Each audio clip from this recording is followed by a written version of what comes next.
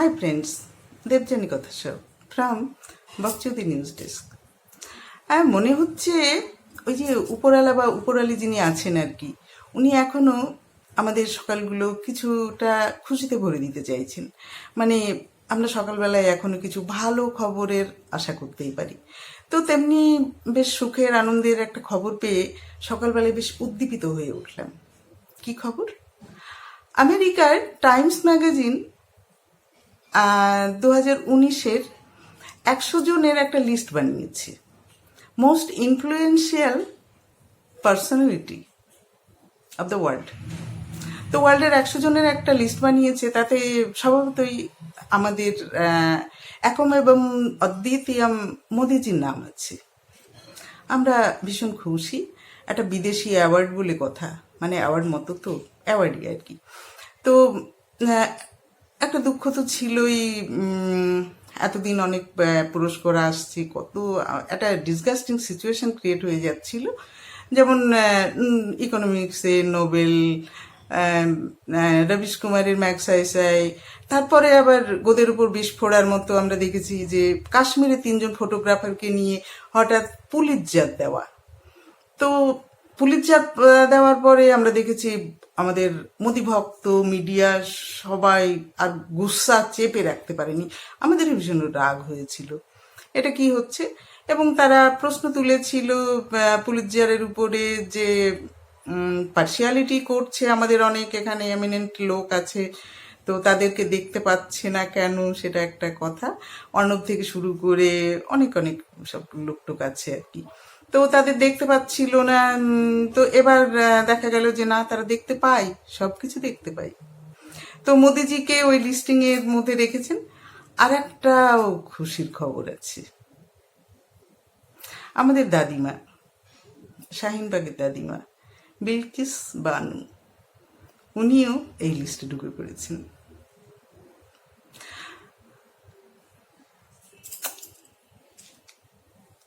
দাদিমাকে এখন কথা হচ্ছে, খবরটা একটু দেখা যাক। दुनिया की सबसे चर्चित और प्रतिष्ठित टाइम मैगजीन ने एक बार फिर दुनिया के 100 सबसे प्रभावशाली लोगों की लिस्ट में प्रधानमंत्री नरेंद्र मोदी को शामिल किया है। उनके अलावा भारत से इस लिस्ट में शाहीन बाग की दादियों में से एक बिल्किस का नाम भी शुमार है। टाइम मैगजीन की ताजा लिस्ट में उन्हें आइकन कैटेगरी में जगह दी गई, तर आयुष्मान खुराना को भी जगह दी गई है। पिछले साल लंदन में एक मरीज को HIV से मुक्ति दिलाने में अहम भूमिका निभाने वाले प्रोफेसर रविंद्र गुप्ता को भी इस सूची में शामिल किया गया है। लंदन का वो मरीज दुनिया का केवल दूसरा मरीज है जो HIV से मुक्त हुआ है। वहीं गूगल के CEO सुंदर पिचाई भी टाइम मैगजीन के 100 प्रभावशाली लोगों की लिस्ट में जगह बना पाए हैं। হ্যাঁ, কিন্তু ওই যে বলে গদি মিডিয়া অ্যান্ড সরি মানে মোদি ভক্ত যত মিডিয়াগণ আছেন অ্যান্ড লোকজন আছেন আর কি, তারা অলরেডি তাদের নাখুশ জানাতে শুরু করেছেন। কেন এরকম অ্যাওয়ার্ডের পরে এরকম নাখুশ হওয়ার কি হলো, সেটা জানার জন্য একটু খচড়া আমি দেখতে হয়। চলুন দেখা যাক। अमेरिका की प्रसिद्ध टाइम मैगजीन ने दुनिया भर के 100 प्रभावशाली लोगों की लिस्ट जारी की है। इस लिस्ट में एक बार फिर से पीएम मोदी का नाम है, लेकिन ताकतवर बताते हुए टाइम मैगजीन के एडिटर ने मोदी के लिए कई सारी ऐसी बातें कही है जो मैगजीन की विश्वसनीयता पर सवाल उठा रही है। अमेरिका की मैगजीन है जिसके राष्ट्रपति डोनाल्ड ट्रंप मोदी को अपना सबसे अच्छा दोस्त बताते हैं। A man who works night and day for his country, and a man I am proud to call my true friend, Prime Minister Modi. Time ने प्रधानमंत्री नरेंद्र मोदी को लिस्ट में शामिल करते हुए उनके बारे में जो संक्षिप्त लेख लिखा है, उसमें उनके बारे में तल्ख टिप्पणी की गई है। पत्रिका के संपादक कार्ल विक ने नरेंद्र मोदी के बारे में लिखा है, भारत में अभी तक के लगभग सारे प्रधानमंत्री 80% हिंदू आबादी से आए हैं, लेकिन मोदी अकेले हैं जिन्होंने ऐसे सरकार चलाई जैसे उन्हें किसी और की परवाह नहीं है। उनकी हिंदू राष्ट्रवादी भारतीय जनता पार्टी ने न केवल कुलीनता को खारिज किया बल्कि बहुलवाद को भी नकारा। खास तौर पर मुसलमानों को निशाना बनाकर। महामारी उनके लिए असंतोष को दबाने का एक साधन बन गया और दुनिया का सबसे जीवंत लोकतंत्र और गहरे अंधेरे में चला गया। তো মোদিজির যে ইন্ট্রোটা দেওয়া হয়েছে, যে কোনো সৎ মানুষ তো সেটাই করবে। মানে কারোর বায়োগ্রাফি লিখতে গিয়ে সেখানে তো আর জল মেশানো যায় না। পুরস্কার দিয়েছে, তার সঙ্গে অরিজিনালি তিনি যেটা সেটাও দিয়েছে তারা, তো এতেই খেপে গেছে। আবারও সেই পার্সিয়ালিটি প্রশ্ন এসে গেছে, খেলা জমে গেছে না। হ্যাঁ, এখন কথা হচ্ছে আমরা জানি যে ওই যে জুতো মেরে গরু দান না গরু মেরে জুতো দান, তো কোনটা ভালো? জুতো মেরে গরু দান না গরু মেরে জুতো দান? আর এটাকে ঠিক কোন ক্যাটাগরিতে ফেলা যাবে? বোধহয় জুতো মেরে গরু দান, কারণ একটা অ্যাওয়ার্ড তো বেশ বড়সড়। सबसे हैरान करने वाला नाम है बिल्किस बानो का। बिल्किस भारत में नागरिकता कानून के विरोध में हुए शाहीन बाग विरोध प्रदर्शन की प्रमुख चेहरा बन गई थी। उन्हें शाहीन बाग की दादी के तौर पर लोग याद करते हैं। टाइम मैगजीन में बिल्किस के बारे में पत्रकार राणा आयूब ने एक लेख लिखा है, जिसमें वो लिखती हैं, जब मैं उनसे पहली बार मिली थी तो वो जवान औरतों के बीच में बैठी थीं। उनके एक हाथ में पूजा की माला थी और दूसरे हाथ में तिरंगा। 82 साल की यह बुजुर्ग महिला भारत में दबे कुचले समाज की आवाज बनकर उभरी, जो सुबह 8 बजे से लेकर आधी रात तक प्रदर्शन स्थल पर मौजूद रहती। बिल्किस ने कई महिलाओं, छात्रों और कार्यकर्ताओं को नई ताकत और उम्मीद दी। उन्होंने कहा कि वो तब तक शाहीन बाग में मौजूद रहेंगी जब तक उनकी नसों में खून बहेगा, ताकि आने वाली नस्लें न्याय और बराबरी की दुनिया में सांस ले सकें। हिंदुस्तान हमारा है, हमारा ही रहेगा। अनासी नस्ल ये हम ले नहीं सकते। जान दे देंगे अपनी, दिल दिया है तो जान भी देंगे, पर इसे চলুন বিলকিস বানুকে নিয়ে কিছু বলা যাক। তো যখন শাহিনবাগের মুভমেন্ট চলছিল, আমি বেশ কয়েকদিন ওখানে গেছিলাম। অ্যান্ড প্রথম দিনই লাকিলি বিলকিস বানুর সাথে আমার দেখা, তো ওনার সঙ্গে কিছু কথাবার্তা হয়েছিল অল্পই। সেটা আমার রেকর্ড আছে এবং আমি একটা ভিডিও করেছিলাম। তো সেখান থেকে সেই ফুটেজগুলো এবং শাহিনবাগ বিপ্লবের প্রোটেস্টের যে মহল, সেটা আমরা আর একবার দেখে নিতে পারি, ছুঁয়ে নিতে পারি।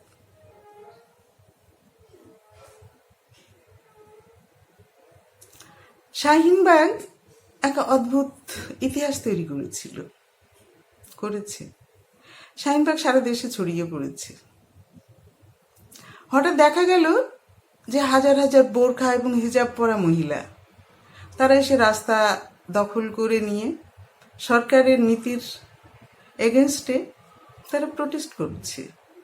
সারা দুনিয়া দেখলো, তারা কথা বলতে পারে, তারা প্রশ্ন তুলতে পারে,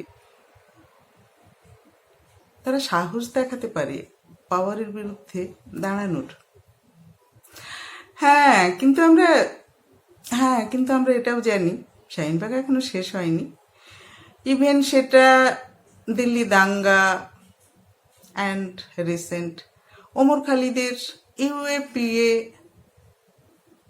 তে অ্যারেস্ট হওয়া, এসব কেলো চলছে। তো শাহিনবাগ ইতিহাস তৈরি করেছে, বাট ইতিহাস হয়ে যায়নি। অ্যান্ড এই সময় Bilkis Banu, the face of protest, the postal lady, ভারতের নারীদেরকে আরেকবার গর্বিত করার চান্স দিয়েছে। লাভ ইউ দাদিমা।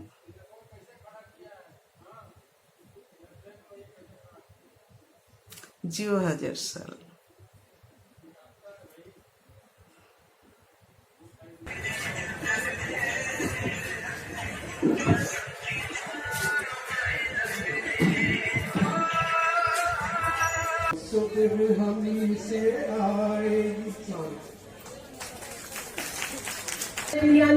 क्या नाम है आपका? क्या नाम बोला? बिल्किस। पोस्टर में आपको पीछे डाल दे, जो है वो लड़ाई हो जाएगा सब। तो प्लीज इसी हौसले से आती रहे और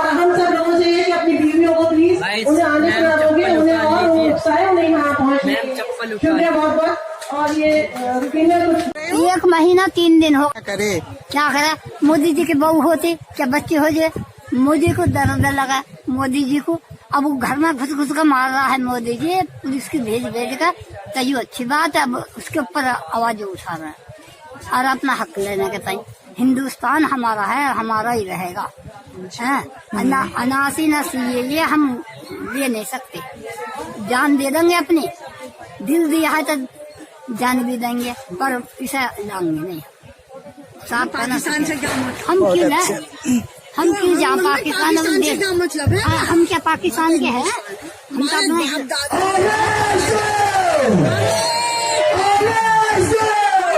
बहुत अच्छे लगे।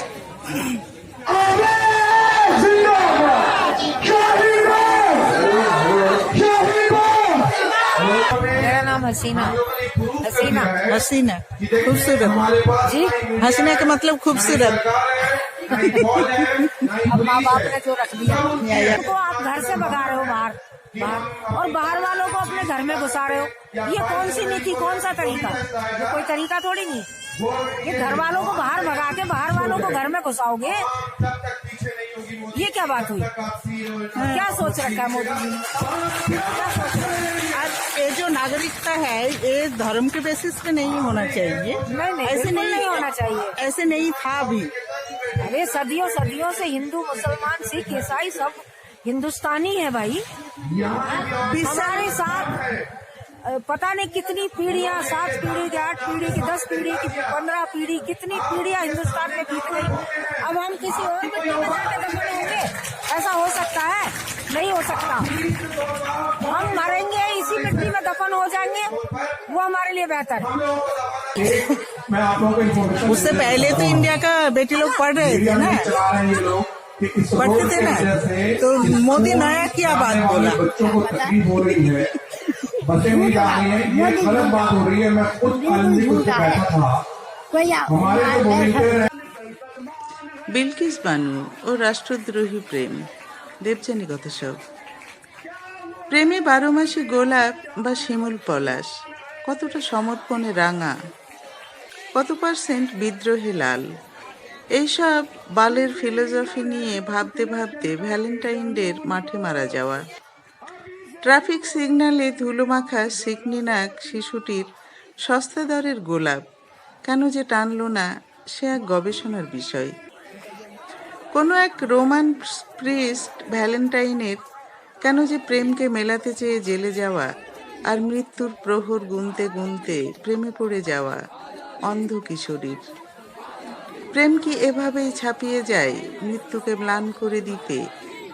এইসব একান্ত ভাবুক প্রশ্ন সকল সব।